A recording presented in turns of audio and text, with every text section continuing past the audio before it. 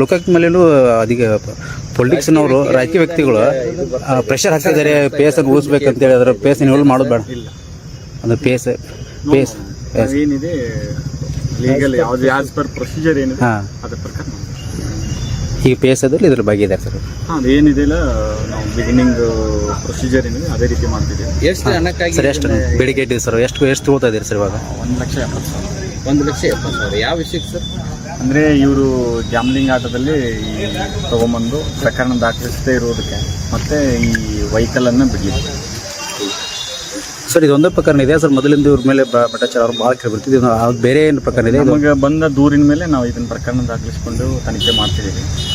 ಒಂದು ಪಬ್ಲಿಕ್ ಏನು ಕೊಟ್ಟಿದ್ರೆ ಅಂದರೆ ಸರ್ ಈಗ ಇನ್ನೊಂದು ಎಲ್ಲ ಪೊಲೀಸ್ ಸ್ಟೇಷನ್ಗಳಲ್ಲಿ ಮಧ್ಯವರ್ತಿಗಳ ಹಾವಳಿ ಹೆಚ್ಚಾಗಿದೆ, ಆದ್ರೂ ಅದಕ್ಕೇನು ಕ್ರಮ ವಹಿಸ್ತಿಲ್ಲ ಏನೋ ಇಲಾಖೆ ಆಯಿತು ಮತ್ತು ಅದಕ್ಕೆ ಕಡಿವಾಣ ಯಾವಾಗ ಬೇಕಾ ಸರ್? ಬಾಗಲಕೋಟೆ ಜಿಲ್ಲೆಗೆ ನಾನು ಏನು ಮನವಿ ಮಾಡ್ತೇನೆ ಅಂದರೆ ಯಾವುದೇ ರೀತಿ ಕರಪ್ಷನ್ ರಿಲೇಟೆಡ್ ಬಂದರೆ ನೇರವಾಗಿ ನಮ್ಮ ಕಚೇರಿಗೆ ಬರ್ಬೋದು.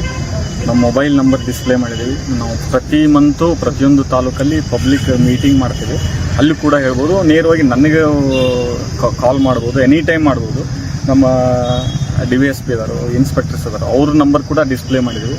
ಅವ್ರಿಗೆ ಯಾವುದೇ ರೀತಿ ಭ್ರಷ್ಟಾಚಾರ ರಿಲೇಟೆಡ್ ಏನೋ ಬಂದಂದರೂ ನೇರವಾಗಿ ಸಂಪರ್ಕಿಸ್ಬೋದು, ಎನಿ ಟೈಮ್ ಸಂಪರ್ಕಿಸ್ಬೋದು. ಮತ್ತು ನಾವು ಪಬ್ಲಿಕ್ ಮೀಟಿಂಗ್ ಮಾಡಿದಾಗೂ ಅಲ್ಲಿ ಬಂದು ಅವ್ರು ದೂರನ್ನು ಕೊಡ್ಬೋದು. ಇಲ್ಲ ನಾವು ದೂರು ಕೊಡೋಕ್ಕಾಗಲ್ಲ, ನೇರವಾಗಿ ಮೀಟ್ ಆಗ್ತೇವೆ ಅಂದರೆ ನಾವು ಕಚೇರಿ ಟೈಮ್ ನಾವು ಈಗ ಬೆಳಗ್ಗೆ ಕೂಡ ಆಫ್ಟರ್ನೂನ್ ಕೂಡ ನಾವು ಕಚೇರಿಯಲ್ಲಿ ಈಗ